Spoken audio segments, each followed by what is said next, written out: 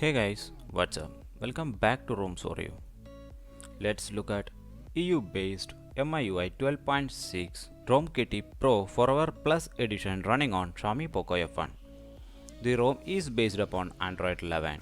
In this video, we will discuss about day-to-day possibility of this ROM as well as the gaming. At the end, we will discuss all cons and pros of this ROM. So, if you are new here, sub to the channel would be really appreciated.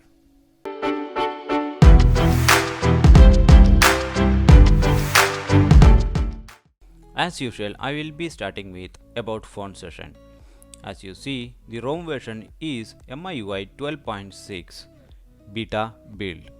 The security patch there shows as 1st June 2021, which is pretty odd, where this is only May 2021. Not sure whether they mentioned it different format or not. Anyways, moving forward, the kernel is DNG 2.8, which is performance based kernel.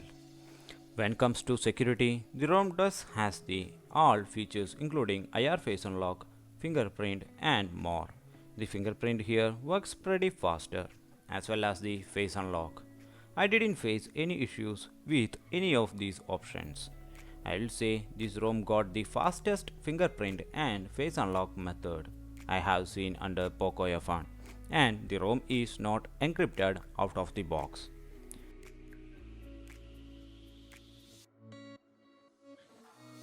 The next important feature here is battery. As far I used, you are going to get 7 hours screen on time with above average gaming. Everything else is going to be same as MIUI 12. There is no thermal switching or similar features are available with this ROM. The ROM does has the feature of hiding notes, but it does not support full notes hiding for now. Only hiding without moving status bar is supported. It works great. The camera app here is native one and it works pretty great. I didn't face any issues with any of these cam features, including portrait, slow motion and more.